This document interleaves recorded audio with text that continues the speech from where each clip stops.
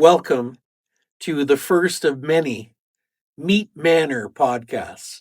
I'm Rob Agnew, broker and general manager at Manor, and I wanted to thank our technical team and especially Terrence Williams for uh, starting the Meet Manor podcast, which I hope to have every week or two for you, with highlighting different things we're doing at Manor and also highlighting our staff, which I'm very proud of each and every one of the staff members that we have here.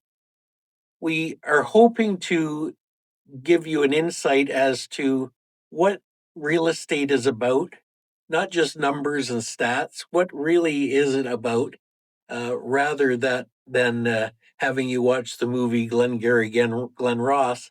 We're going to give you that behind the scenes look at a real estate firm. We also want to share with you some of the attributes that our salespeople will bring. Should you be able to sit next to them at your kitchen table and make the big decision as to whether you're going to buy or sell your biggest asset?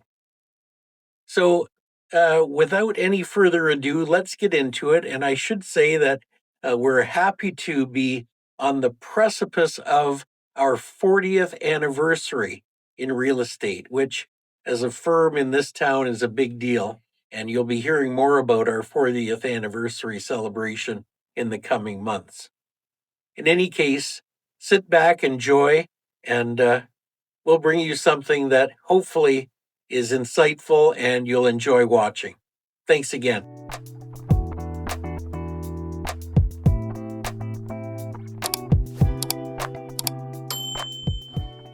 Today, it's my pleasure to introduce one of our top producers and one of our senior agents, Marco D'Antonio. Hello. Mark, thank you for coming and joining us today. We really appreciate it.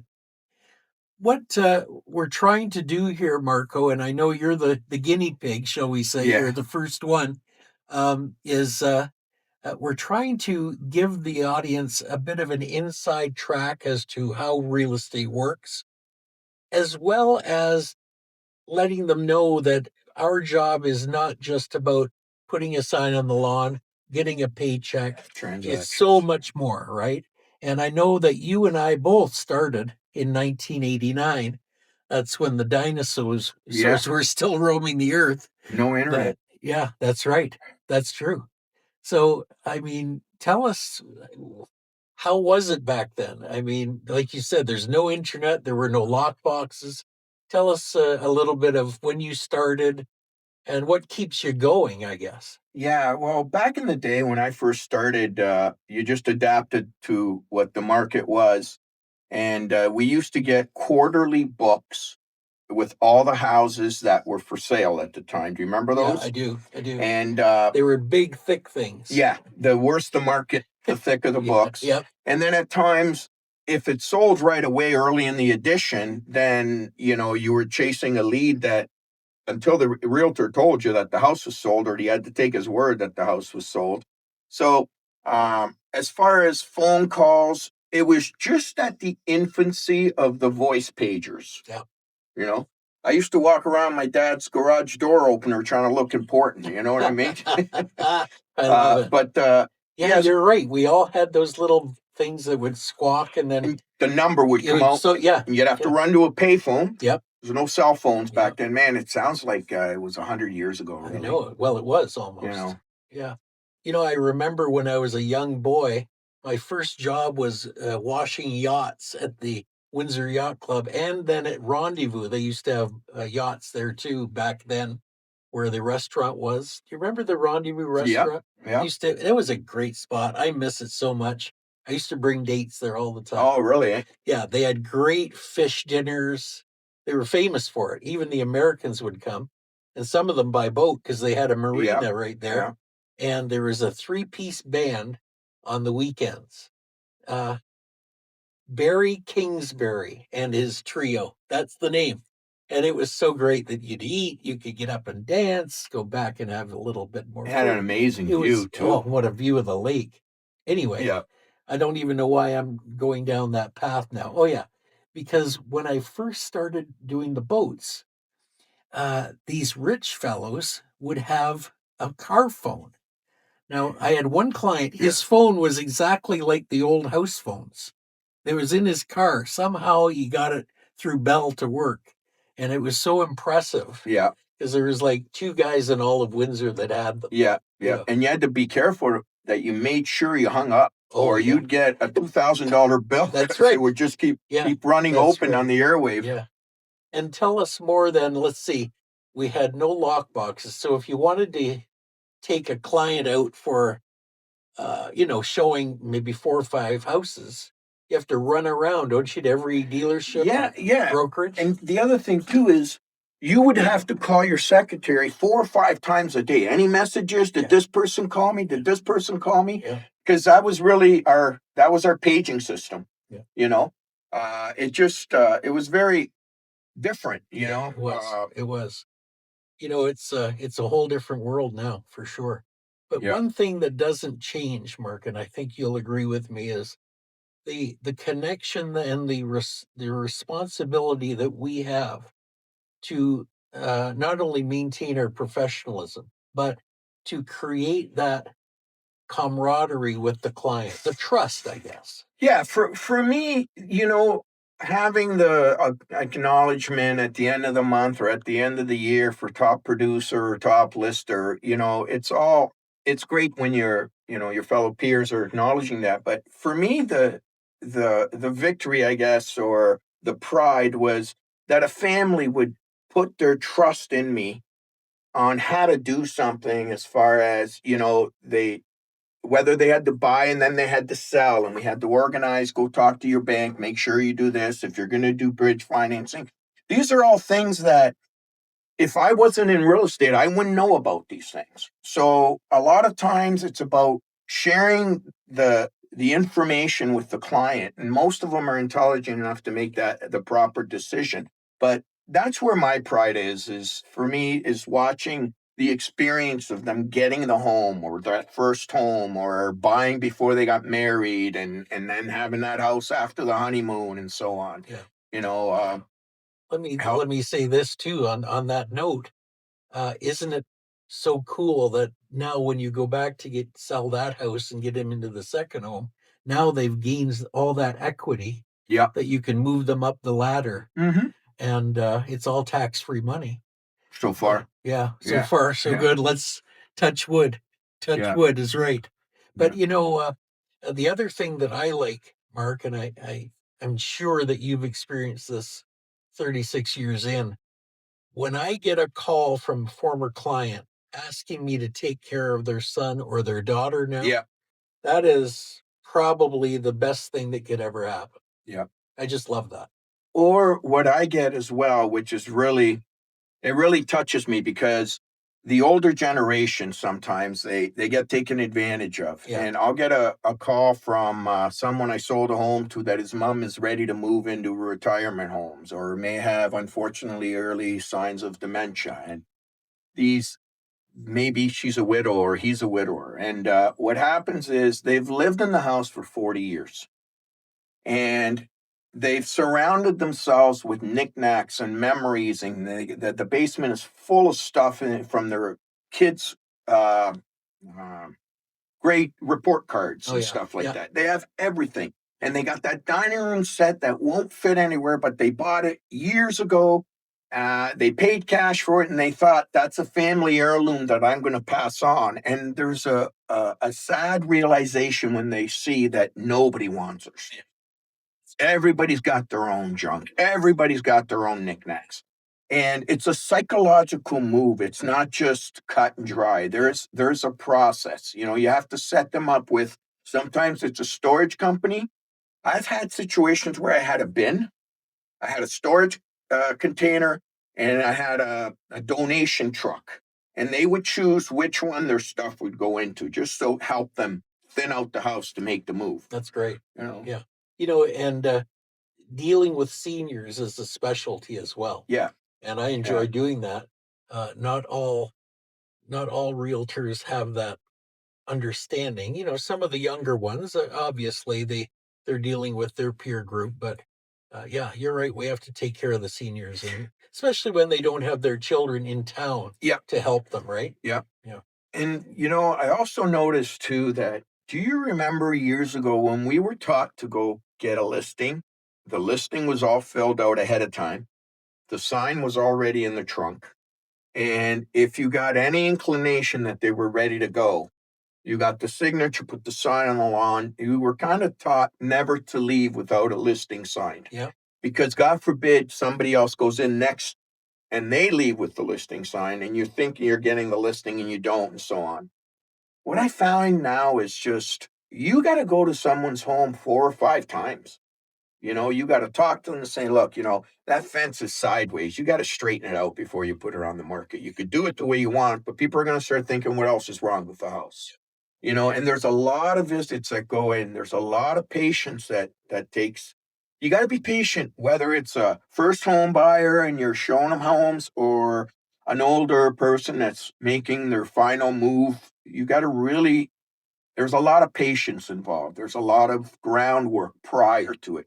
It's not you put the sign on and it sells in a week. There's months and months of Prep. effort and Yeah. prep ahead Yeah. of time. I totally agree with that. We've been doing that. I was just upstairs going through that with a client right now and their estate. But anyway, and this is the type of thing that a professional realtor can bring to the table, whereas the let's call them the internet companies, the cloud companies, those that are cutting their rates, etc. They don't offer any kind of expertise. You're on your own, and if you want my opinion, if I was in legal trouble, I would have the best lawyer I could get. Yeah. If I was sick, I'd get the best doctor I could get. And for your number one asset, I want the best realtor I can get. Yeah. Especially when it's at the same price as Yeah, somebody who, just exactly. started, or not Exactly. anything against them. Everybody Yeah. starts. But if you want experience and stuff, it's the biggest financial investment of your life, usually. No doubt. You No know. doubt. So let me ask you this, because it's taken me a lot of hard work and dealing with the new ways of technology, etc. And I'm still learning. We're all still learning. But how are you adapting to it, Mark? Because I've had some mixed feelings. Although you've got to get on board, or that train's gonna run right Yeah. by you, right? How are you doing with that? So artificial intelligence needs to be used as another tool. Yeah. Um, it's super fast at getting information, but it doesn't have that human element. And when it comes to selling, whether you need to set the mind at ease of a buyer to move forward with the transaction or show the seller, look, I know it's not as much as you're getting as you wanted, but it's selling 3 months. It's going to close 3 months sooner than the other transaction. So technically, you're ending up with more money. AI ain't going to go into that. You know what I mean? So sometimes there's that human, what's the word I'm looking for? That connection. Yeah, that human connection has to be there. And you're right. And Mark, it won't provide either all the tricks and the knowledge and the experiences that you've had in the Absolutely. past 36 years. Yeah. That's valuable information. Yeah. And, a lot of these things, especially when we're dealing with a tougher market Mm-hmm. or multiple offers or all these different things, you need to know how to navigate those waters with a pro. And that any kind of AI cannot tell you what to do. No, I mean, as an example, sometimes you have to know what not to do more so than what to do. You know, through inexperience, through learning. How many deals have you lost because you had the wrong verbiage in the listing that scared the lender and the financing got pulled at the last minute? Yeah, you So have to be careful. you know Yeah. what not to put, but you didn't know that at one point. Well, when You you're learn. young, you Yeah. learn. Yeah, you You learn know. for sure. But Mark, you've worked with thousands of families, right? Mm-hmm. Over the years. How has that shaped you? I guess would be my question. Like, what kind of an effect? I'm sure a profound effect has it had on you. Well, I'm a human being, right? And I have a grandparent, and I have, I have people in my family that have gotten sick, and I've had people that are getting married, and so you kind of jump in and you feel that emotion with them. The only thing is, at the end of it, you're not as emotionally involved, that you can steer them in the right direction. Like, for example, I've always said in a joking way, I think we humans still have a very primitive gene or instinct from when we were primates looking for the right cave for your family, or your right nest. The right cave. Because Yeah. I'll tell you, when that right cave comes along and the people want that house, all logic goes out the window. That's true. And that's where you have to step in and say, okay, you're riding a wave of excitement, but this is where, you're at. You got to pull the reins back, because after that excitement dies down, the decision still has to be the right one. And that's where you create the bond right there. Yeah. Yeah, because you could take advantage of that situation, Oh, right? yeah. When people are that emotional, and you see it times, Yeah. we've all lost buyers that we've worked with for months, and they'll walk through an open house. All of a sudden, they call you all excited. I bought a house. I mean, you bought a house. What are you talking about? You bought a house. We've been looking for months. Yeah. They got taken. They got hooked into that emotion. Yeah. Yeah, absolutely.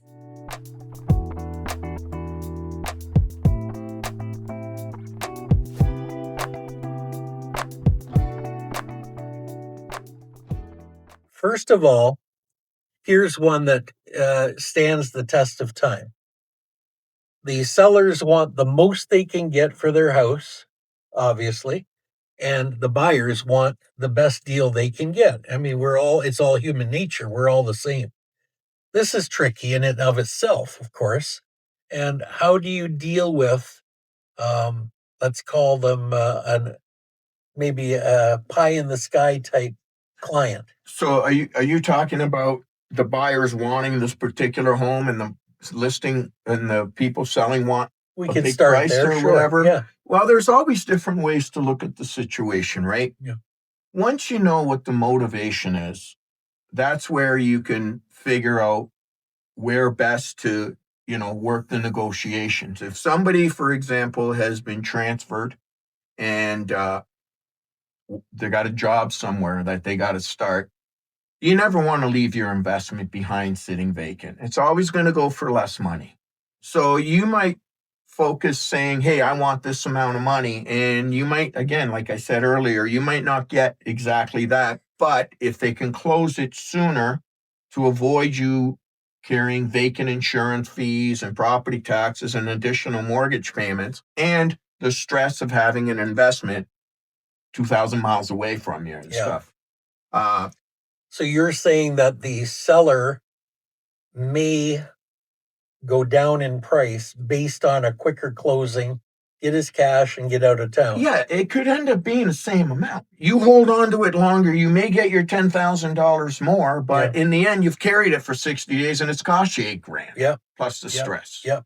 I'm with you there. Right? 100%. And as far as the buyers go, I find sometimes they focus so much on the value. I want to pay this, I want to pay this, and then they end up throwing thousands away in the wrong mortgage details. Give me a little bit more info. That's an interesting point. Okay, so for example, if you take a monthly payment, when someone wants to buy a house, you want the most easy payments or whatever. Years ago, the banks didn't even let you know this. It was always, you went into a bank, you got a monthly payment. Yeah. And if you made that payment for 25 years, at the end of the 25th year, your mortgage was paid, and you would have your little mortgage burning barbecue or whatever. You remember those? Oh, yeah. Okay. The banks didn't let you know that, because they didn't let you know there was other options, because that's the way they have you locked in for a long time, right? Now, instead of a monthly payment, if you go to an accelerated biweekly, and basically all they do is they take your mortgage payment that would be monthly and they divide it by 2. The only difference is that because there's 31 days in certain months, it gives you a few extra payments throughout that year towards the principal. So you got your mortgage payment, it's divided by 2 every month. The Some months have that fifth weekend, so you do end up squeezing in an extra payment. So if you were to pay it monthly, it would take you 25 years. By just doing that, accelerate bi-weekly, you're paying it off in 20 years, 6 months. You're saving 4.5 years of payments, which is literally tens of thousands of dollars. That's huge. And that's where sometimes buyers can't see the trees through the forest, or can't see the forest through the trees. Yeah. Well, I'm Italian, so I do everything backwards. Yeah. So, but also, you're right. If it's a weekly thing, which banks never talked about either, instead of even dividing by 2, you go, there's 52 weeks in the year. Yeah. There's only 12 months in the year. Right. So you got an extra 12 times 4 is 48. You got an extra 4 payments. So that's kind of what you're talking about right there. You knock years off the mortgage. That's very cool. That's assuming it would be the same term, right? It would be the 5-year term. Yeah. Because back in the day, it would be you would lock in for 25 years at that interest rate. It never renewed. Now, let's talk for a moment, because the rates have been gone crazy. Well, first of all, when I started in the business and you were the same time, a fixed rate 5-year mortgage was 17.9%. And that was considered great compared to 1980 and 81, when it was over 20, 21, 22. Think about that, 17%. I mean, Louis the loan shark can come and collect every month. Really? That's right. But, and we were selling homes. You know how we sold them? Tell me. So we used to go with the 2-year rate, which is at 14.25. Okay. So I'd go to the seller. You know where I'm going with this. I'd go to the seller and say, okay, let's offer a 12% mortgage. The buyers will line up for a 12% mortgage and say, how are you going to do that? We're going to go and prepay the interest for 2 years directly to the bank. Yep. So we'd go to the bank of the person's choice. Let's say it was the TD. They got approved for 14%. They would be paying 14%, but we would prepay the interest for 2 years. It would be $5,000-6,000. Yeah. But the person's house is sold. The buyer's happy. He got a mortgage of 12%. Yeah. And the seller got his money because that extra $4,000 or $5,000 in interest got put into the price of the home. Absolutely. Called a mortgage buy down. And that's how we used to have to do it. That's how we did it. And it was, you're right. They lined up. Rate was another one. Yeah. But those had to be assumable with approval. That's right. That's the only kicker. Yeah. The bank mortgage had to be in the mortgage document, assumable with approval. What we used to like to do, let's say the mortgage had gone up and the person had 3 years left at a lower rate. Yeah. We would do increase and blend, right? As long as they approved, they would take that mortgage. Or if the seller was selling and moving into a new home, he ported that mortgage, blended, and did an average of the 2 rates, which was usually lower. That's interesting. You end up getting creative in how you have to sell properties. And that's what experience actually brings. I mean, nothing against somebody that's just starting out and everything, or somebody who's right into the AI. There's just something to be said about that human touch, I guess. It's all about experience, and and also I would think that the same might apply to a mortgage broker or a banker. You want to go to someone who's got that experience as well. So you circle yourself around. You've got your team of yourself, your banking, your financial person, your home inspector, your stager, whatever you have to do, your photographer, and you've got your team around you, and you can just, once you get the green light from your client, you just mobilize. And, you just swarm in and everybody does their own thing. Everybody's a specialist in their own particular thing. And, you talk about specialists. Yeah. And I don't want to make it sound like we're tooting our own horns, but in reality, we kind of just had to adapt. We've become accountants, social workers, lawyers, divorce lawyers sometimes, with the advice that we have to give. I sat down in front of a couple that are going through a divorce, and it's not very amicable. And I have to sit there and say, look, I'm not going to be taking any sides here, because it's just going to hurt you if I start taking sides. Yeah. So I'm going to try to remain, neutral here. And I would advise you that you guys try and settle your divorce amicably, because the only person that's going to win is a lawyer. And when you sell your house, if your separation agreement isn't settled, it'll sit in a lawyer's account, and it could sit there for years. And if the two divorce lawyers know that there's a large amount of money sitting there, who knows if they're not going to drag it on longer to try to eat away at it. I mean, I don't want to sit there and say all lawyers are like that. No, There's bad in every, there's bad every apples business. in every, Yeah, that's as true. far as realtors as well, you have the ones that can be. Well, but again, that's why you want to try and steer your clients towards those 2, 3, 4 lawyers that you've done business with over the years, and they're reputable. So now we've talked about someone who wants to get the best deal. We've talked about someone who wants to, as a seller, wants to maybe do a buy down. Of course, that's not the case right now. Right.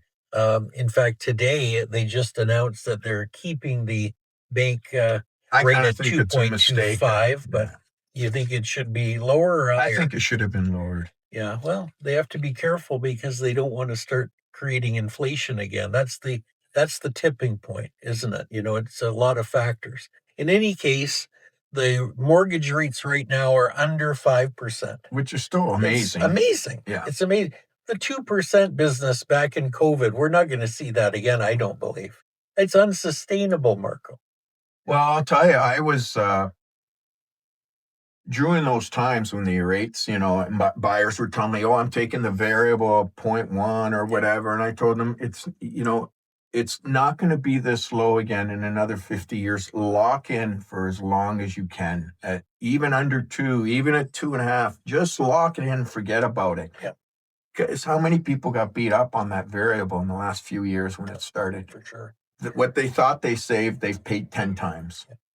And in 2020 and 2021, which were the big years, the problem has been 2 things. The problem has been that the buyer has paid an exorbitant amount of money for that home. So the value's not there now. Value is not there. So I believe it was July of 2021 was our top point in Windsor. Average value of a home, average home, $740,000. And that's when I bought, by the way. Oh God. Yeah. Yeah. Like a doctor with sick kids, right? Yeah. That's how I buy real estate. Buy high and sell low, Well, but you hope to make it up in volume, right? But it never happens. Anyhow, so then at the same time, these mortgage rates dip down to 2%, and variables even less than that. And that's why people could pay the big bucks. Exactly. So now we've got somebody that's mortgaged up to the gorgle, and they're happy, but they've paid probably $200,000 more than they should have on average. Their mortgage rate is probably 2 or 3% lower than sustainable. And when they come to renew, now we've seen a lot of this last year and this year, 2020, 2021, plus 5 years is 2025 and 2026. We're going to see those same young couples trying to renew their mortgage for 4.5%, 5%, which is great, except it's going to hugely affect their monthly payment. And here's the other thing too. When you have such a high value in your property, you end up with a lot of equity between the mortgage and the value. Yeah. And you can bail yourself out of problems in those times. Yes. You know what? You want to put in a pool. You want to do renovations. You need a new car. You can go get a line of credit against the value. Well, now that value's gone. How are you going to bail yourself out? So you watch the powers of sales that are going to come due in the next 2 years. That's what I'm worried about too. It's called being underwater. Yeah, and kind of like it's happened to all of us driving the fancy cars. I remember realtor, you need this car. Yeah. Next thing you know, it's like, what do you mean I owe $3,000? I just paid for 2 years or 3 years on the lease or whatever. Yeah. Oh, sure. But yeah, this is a problem that I'm worried about because it's going to affect mostly younger people that jumped into the market At 5 or and 10%, there's no equity. yeah, exactly. Well, we'll have to work on that. I'm sure that I'm hoping that between the Real Estate Council of Ontario and the provincial government, the federal government, maybe there'll be some kind of a program that can help buyers in those situations. Yeah, you do have to remember though that for the last 5 or 10 years, there's been that stress test, right? Yeah. So if you got a mortgage, even though it was at 2.99 or 1.99, you still had to approve at over 5 or 4.5 or Yep. something, almost double. Yep. In order Hopefully for you to that's be going able to to help. get that gives you a little bit of breathing Yeah. room, Yeah. you know. Yeah. But the other part of this is how long is it going to take for the market to catch up to the average 740,000? How many years is that going to take for the people to start to see a positive equity flow on their home? It's going to be a long time. They better be there for a while. Yeah. Right? If That's they the don't thing. move, they're Yeah. okay. Yeah. If you don't move, you're if all they have right. to, unless they're transferred with a major company who's going to cover their mortgage, etc. But that's very rare. And that's where I think the human connection or is going to be better than AI. They can do the numbers for you, but they every situation is different. Yeah. You know, there's different personalities, there's different emotions. Yeah. You know, there's a lot of different entities that I don't know, experience. That's it. You That's know, what it's all about. Experience, trust. It's all part of what we've been talking about here, and it's certainly goes beyond the textbook when you're a brand new agent. It goes beyond AI. It's something that has to be forged over years. Yeah. You can't just learn it in school. I always have a sense of pride where I'll bump into somebody at a hockey game or at the grocery store, and they'll say, "Hey, remember me? You sold me the house on Ferndale in 1992." I love it. And it's like it's amazing, right? That bond is there because it mattered to them, right? So it matters to me, and there's a sense of pride in that. Oh, you know, for sure. and then there's also the fact that since they haven't moved, they didn't do anything wrong. They just didn't move. Yeah, that's good. Yeah, they love it. They Yeah. love it. Yeah. And today, of course, I have to start to get to be a little bit more open-minded, shall we say, about some of these technologies. But for example, when my assistant, I would say, "Did you get a hold of Mr. Jones? It's a very important. It's time sensitive. Did you call him and give him my message?" She said, "Well, yeah, but he hasn't gotten back to me yet."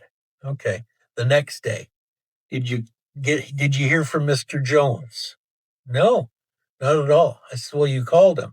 She said, "Yeah. Well, did you leave a message?" She said, "Well, I texted him That's or I emailed him." the pep. That's my And pet peeve. I'm saying, "What in the world?" I said to call him, pick up the phone, dial well, it's the same thing. No, it's not the same thing. Call the person on the phone. My goodness. To me, a voice is way better than a text. And what's that? Those two comedian Keel and Key and Peele. Yeah. They're hilarious. There's this one skit that they have where the one guy's like, "Hey, you want to go out?" Yeah. And the other guy replies. Next thing you know, the one guy's screaming over the phone, "I'm gonna kick your ass!" And it's just two complete different contexts of how that person is feeling at the time. Oh my goodness. It's how they interpret that text. Yep. That's You true. can't go wrong if you pick up the phone and you hear they're stressed, that you can say, "Hey, it's okay, man. We got this. We'll Mark, figure we're we'll do called this." dinosaurs when we say this. Oh, It's a different world, buddy. It is a different world. But anyway, There's a voice note. there's a voice note. It's like the hybrid. So you can send a text, but it's a voice text. Oh, Yes, it's that's still true. not the same. It's still not the No, same. it's not, but Still it's not the better same. than what I'm talking about. Yeah. Because Yeah. when I think about it, I would send a text too. Yeah. I wouldn't call. Yeah. And I don't know why. But I know why. Actually, I do know why. Because you guys didn't have text. Right. So call was number one. Yeah. Right. And then now you're like, well, text is it's not the same. It's not it's not the same amount of power as a call. Do yourself a favor with older, like, more seasoned people. Call them. Yeah. Guarantee you'll have a better effect on it. Yeah, for sure.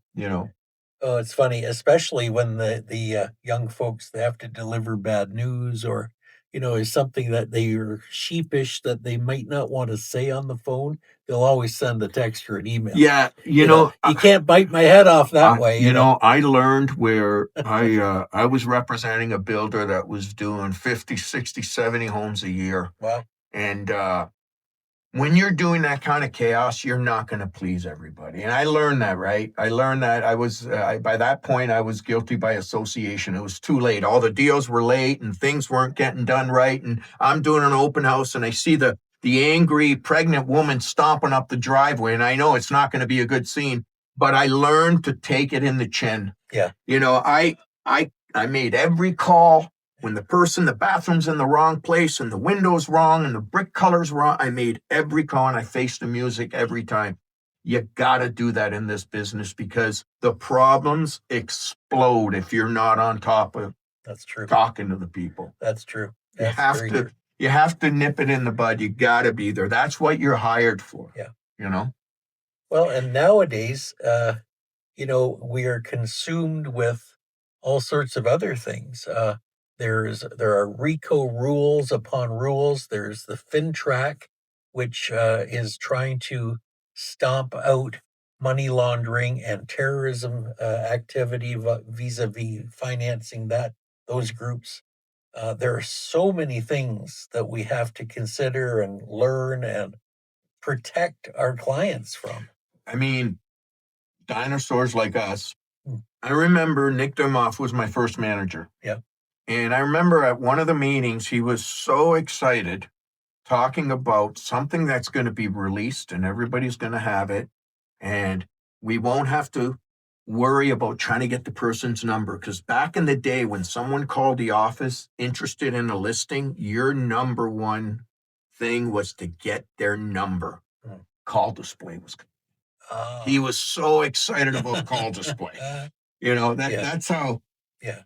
And then the fax machine. Oh my goodness, yes. The fax machine started to be used. And it was they don't know what we mean by fax machine. No, it was like a toilet paper roll, right? It would just keep running. That's true.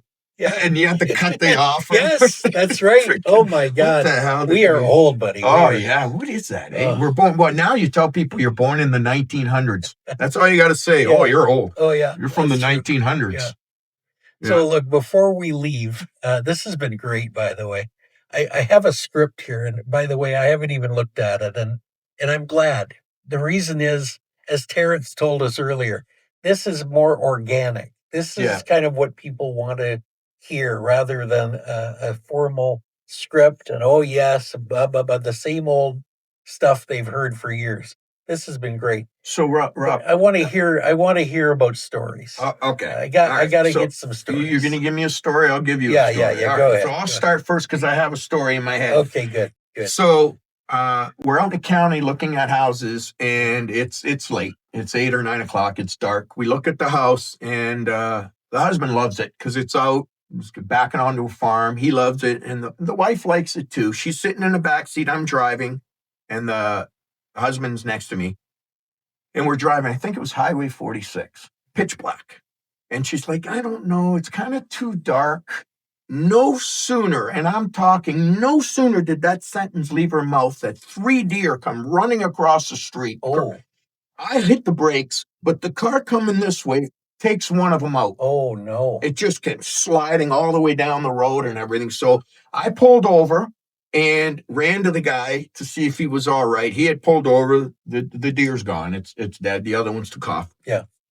And he's a little shooken up, but his front hood had popped up. I had a gym bag. I gave him the strap. And we put the strap and we tied it all down and everything. And my buddy's like, ask him what he's going to do with the deer.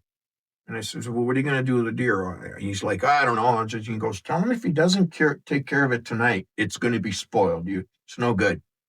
So I says that to him, and he goes, all right, fine. You guys want it? So I threw a deer in the back of my trunk. Oh, my God. So now I got a dead carcass in my car. I'm driving At the time, I had just started. Oh my. So I was in my early 20s and I'm still living at home, right? Yeah. So I get there and I get her a whiskey because she's like this, right? My mom's like, what are you doing? I'm still living at home. Yeah. He had called a buddy that was a hunter that knew how to cut the deer up. Yeah. So he flips a picnic table on its end and ties it upside down on the picnic table and starts cutting it. Oh my God. Removes the head. My mom comes outside. She's like, Marco, what are you doing? And she sees a deer head there. Oh my goodness. She must have freaked out. I ended up with about 70 pounds of deer meat. Wow. And they bought the house. No kidding. I love it. Yeah. Oh, I love it. Now, did you give them deer meat as a housewarming They gave me the deer meat. We shared it. Yes, And what's funny is I had taken some out of the freezer months later, and I'm driving by Kenilworth Gardens behind Toys R Us. It used to be an old racetrack. They had Man of War and Secretariat run a famous horse race on Kenilworth Gardens. Yeah. And so now it's all housing. But at the time it was fields.